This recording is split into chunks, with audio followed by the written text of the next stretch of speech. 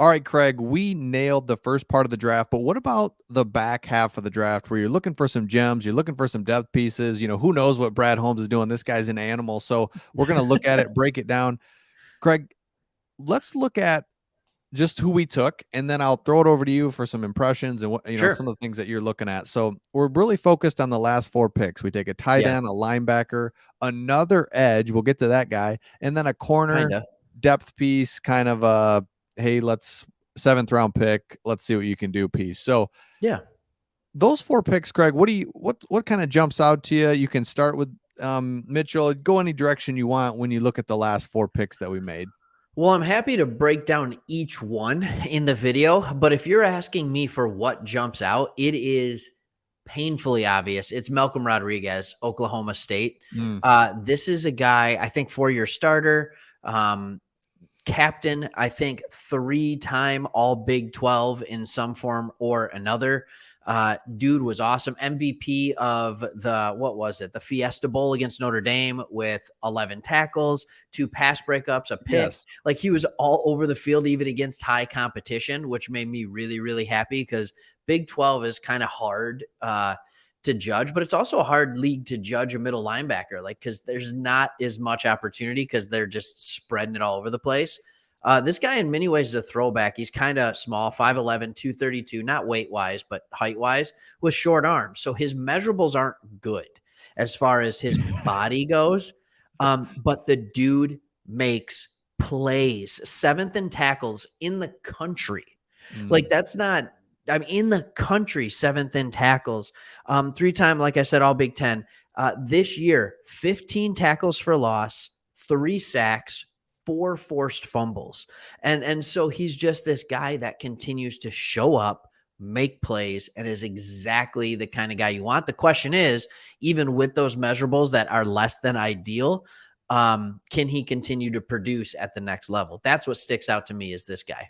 Yeah, I totally agree because we just keep talking about we need a linebacker, and you made a great point in our last video. Like, it's okay. We really are looking to get great in a couple positions Yep. versus just be. And the Quinn Tricia was like, just be all kind of steady Eddie on the whole team. That Yeah. doesn't work.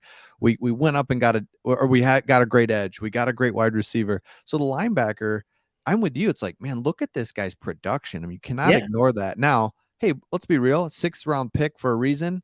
Because you named it all the It's just stats. measurables. Yeah, That's it. measurables. And hey, I get that. And you do have to have some level of measurables to translate into the NFL. Like, hello, you got to be for real here. But at the end of the day, man, this is a 6th round pick, linebacker depth, special teams Yeah. guy that's like, man, I'm loving it. And then, Craig, I'll throw one at you too. James Okay. Mitchell. So another one where Sure. he tore his ACL, son of a gun. Like, I was Brad all Holmes loves guys with he injuries. some doctor must be like, dude, ACLs are no big deal. Like, No don't big even deal. treat them Don't like care. it's a sprained finger. Like, don't even doesn't even matter. Like, yes, you will be out for 6 to 12 months, but Sure. when you come back, you're good. So anyway, this dude, I was listening to some things about him, and interview on his part was like, hey, I've become a better blocker, but man, he's dynamic with receiving, has great hands. So True. we're gonna use so that's one of those, like, we know that he's not the best blocker, but we also know, man, this guy can catch the ball, and he really didn't play last year. So you look at, man, I don't like the ACL, but what I do like is, man, not a lot of miles on his body, and you and I have like talked about that a lot. We don't like somebody that's been just like a 4-year starter, just played so much As I football. just talk about Malcolm Rodriguez loving that he's a 4-year starter. Yeah, yeah, that's right. That's right. He's But a bowling ball, man. That's what oh, that that dude is. guy He should is be able to take it. Sorry, Look at keep it him. going. No, I'm you're right though. Malcolm Rodriguez looks like, I don't even know. Like, he just is a complete bowling ball, which again, I don't know if Yeah. that's good either. But yeah, James Mitchell, tight end. You called this early on. Like, we need a little player there at tight end. We only Well, got something. Hawkinson, and he's gonna get hurt anyway. So Yeah, and I think with Mitchell, it's one of those things where what he did was, I want to say he led the country in contested catches, but he also has the ability to separate. I think it's the contested catches thing. I don't think came because he couldn't separate. I think that was more of a product of who his quarterbacks were. So a lot of throws became contested catches. But he's one of those guys that has good hands and the ability to have good enough speed to separate on routes. Like he's not slow. He's fine. When you get a guy at 177 and you think to yourself, like, yeah, like he could be a good second or third tight end, you're happy with that, Yeah. right? You're happy with that. And so I'm good with picking him there. And we are going to talk, I promise, about Houston and the Yes. corner. Like we're gonna get there. I do want to say for a second though, because I don't want to stop just yet on Malcolm Rodriguez. Mm. His measurables aren't there. Everything else is better than the guys we were looking at in the 40s. And what I mean by that is he runs the same 40 as most of those guys did. He's at a 4.52. So there are some measurables that are there too. It's just the height and the stockiness and the build, but he wraps up well, lower body tackles. You see a lot of tackles where he's planting the guy on his back because he's Yes. driving through, and his read to reaction, reading the play to the time that he's moving toward the ball is flawless. It's seamless, man. Not flawless, but seamless. Like it is about, I don't know what this is called, but there's a stat that talks about when they see it to when they go. And they were saying he was number one in the country. So like I'm like, how is this guy around at 188? And the answer is because the NFL is obsessed with measurables. That's why Trayvon Walker went number one. So Yes. sometimes it's important. Measurables are important. Sometimes it doesn't matter. That's a great point because you're right. You look at this guy and you don't see speed. Like he just, and I don't think he's as slow as we even think. He just No. looks like a round, thick dude. But to Yeah. your point, at the end of the day, there is something to be said about a football player. And we just, I mean, Yeah. and like you said, Trayvon Heart Walker of the is, country. I've never heard of Trayvon Walker before 3 months ago. Yes. And then a month ago. And now he's going to go Before in the the first. combine. You're like, Yeah. who's this guy? Wait, what's going? And then before the round, and then a month ago, and then all of a sudden he's going to be like he could be a first round pick. Actually, he could be a top 10 pick. Actually, we just take him number one because he's so fast. But it's like, yeah, like you said, that obsession with the measurables, and I get it totally. But this is a football player that we just got, and it's Yeah. huge. Meanwhile, in Big 12 country, everybody knows who Malcolm Rodriguez is and that he is a phenomenal college linebacker, and yet he drops like crazy. And then we take Yes. him at 188. So let me ask you this. James Houston at 217. This is interesting to me, and I have some crazy stuff and stats on him that I want to talk about. But first, I want to get your impression on him and on this pick. This is Deion Sanders' team. Yeah. He's got prime time as prime his head time. coach. So yeah, initial thoughts, just like, what are we doing? Sure. Another edge from a small school. But Kinda. again, the Brad Holmes, you dig into it a little bit, and it's like, oh, he played at Florida. Yes. He Deion Sanders said he's the best defensive player in the draft. It's his Well, of coach, course he whatever. did. But It's yeah, prime. but exactly. But you're just like, let's go. So the more I look into it, and the more, again, late in the 6th round, I don't know your thoughts, but yeah, you in some ways you're taking flyers on these last couple picks. And by a flyer, I mean, you're like, let's look at some of this potential here. I mean, Yes. I'm gonna go for this because we have 9 edge rushers now, but I don't care. This guy could be special. Let's go. And he's this guy, 6'1", 241. He's played linebacker. In some places, he's listed at linebacker. Sometimes he's at edge. When you watch his highlights, he comes off the edge at times, and other times he's coming from the middle, playing almost a middle linebacker. Sometimes he's outside linebacker. Like, he moved all around. And he was one of these guys at Florida. Like, he kind of had some things going, interesting seasons. He's one of those, like, 40 tackles and then 3 sack guys per year. So it's not bad.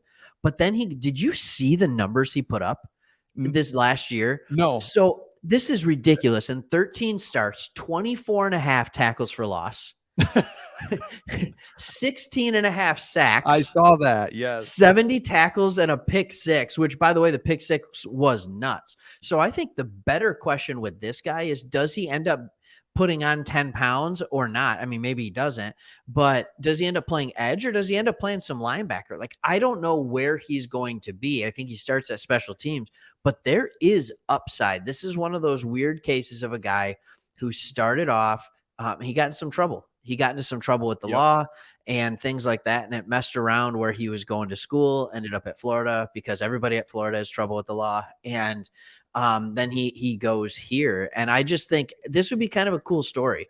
Kid turns his life around and then starts focusing on football and becomes like you started seeing what happens when and I understand it's lesser competition. I get that. Yeah. 16 and a half sacks at any level is pretty intense. Dude, that is like right, and his tackles for loss. So every game he had 2 tackles for loss. Just Yes. and Every game he was ending a drive. 2 yeah, drives. and Like and that's and a lot nuts. of these guys, these late round picks, there's the digging, but especially now because these guys in their career had to deal with a pandemic. So you're looking at, did they play? Did they not play? Did their school, especially did a small school have a season? Yeah. So you're looking at, he got in trouble, he transferred, it's COVID. And so you're Mhm. just like, man, you're doing some deep, now you talk about your area scouts doing some deep diving, Yeah. and they come And away with like, hey, let's go. he's a kid who took a chance on himself. He's like, "Look, I'm not going to get a ton of playing time at Florida. I'm gonna get enough, but I'm not gonna be an elite player there." So he's like, "You know what? I'm gonna go to a smaller school and see if I can just show out." He Yeah. bet on himself, and the bet paid off. It really did. He started balling out.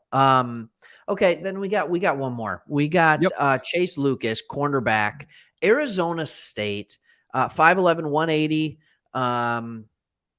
4.48 speed. By the way, almost runs the same 40 as Malcolm Rodriguez, just for a little show at that little bowling ball. That bowling ball's got some wheels. And so what do you think? What do you think about Chase Lucas? I have my thoughts on this one. Well, yeah, and I'll have to defer to you on this. I didn't. That's one I didn't see a whole lot on, other than his Okay. position. And but I would say I'm intrigued by the position that we took on our last pick, because it just, we all know that, man, we've got talk about a position where we have question marks. So in a big picture sense, good to see a little bit of depth, and overall with him like being the last piece, it's like, okay, man, we came away with a bunch of defensive players and the best receiver, best offensive player. Man, that's pretty Mhm. cool. So that's my kind of follow up, or just kind of see it all play out where we Yeah. we finished with a corner. So yeah, what do you got on It's him? like we What do you need to think? take it. Yep. Yeah, I mean, when you're that late in the draft, you're just taking flyers. And what they did with this guy is, rather than go the high athletic profile upside, kind of like Malcolm Rodriguez, I think they saw something similar. He's a guy who is a captain, right? He was a 4-year starter, I want to say, or at least played heavily in 4 straight seasons at Arizona State. And he did all the things well that you would expect a seasoned vet to do well. Double moves didn't really get him very often, right? Nice. He knew how Okay. to use the boundary. He attacks angles well.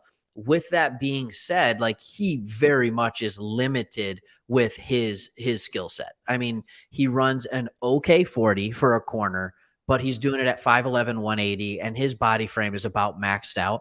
I don't see a ton of upside here. I think best case scenario, good special teams player, who is a very much depth piece on the Yeah. cornerback room. I think it's hard for him to make the team, if I'm being completely honest. I don't see a ton there. He doesn't really tackle with his arms, a lot of shoulder tackling. Like, he understands he's small. He got away with it in the Pac-12. He was a good second corner at Arizona State, by the way. He wasn't their best corner. Oh, And so it's just one of those things where I'm like, I don't know. Maybe they think that he can fit in the slot, but that doesn't make sense. He's short, and we got Parker in the slot already, like a guy who does it better anyway. Or Hughes. yeah. It is crazy how our defensive backs was going to be such a huge question mark this year. But I just think in general, we if you came into this draft, you and I were, everyone, Lions all over, the Lions fans all over were like, defense, defense, defense. We get those defensive pieces, and then we trust our coaching staff to Yep. build them, to develop. Maybe, these We got a guys, young the cornerbacks are a big question, but they're all very young on our team. yeah, I think like we just got Hughes, so I think he's 5 years in. This might be year 6 or something like that, 5 or 6. But then Aruarie is the next most experienced corner. So let our coaching staff develop those guys. And then, yeah, sure, maybe this guy can end up doing something for you. If Okuda isn't healthy, if Jerry Jacobs isn't healthy coming off his ACL, then maybe you see a world in which it's like, all right, we're going to keep him around for a while. yeah, perfect. Yeah, Well, yeah, we hope you guys have enjoyed this video. Let us know in the a long one. comments. Yeah, these later round picks that, hey, look, nobody knows really about these guys, right? That's the job of the GM and the Yep. scouts. And so Yep. we're looking at him. We like it. Some we don't love, but it's like, hey, there's depth pieces, a 6th, 7th rounder. So make sure you subscribe. We're Yeah. going to continue to throw out these videos so that I mean, this is just looking up for us. I mean, it just Yeah. is. And hey, there's no way I would say there's like nowhere but up to go, but that's not true. Just when you think we can't go any lower, we hired Patricia and we went lower. And so we're going up. So I love it. Make We're sure you going up. subscribe. We will see you on the next one. See ya.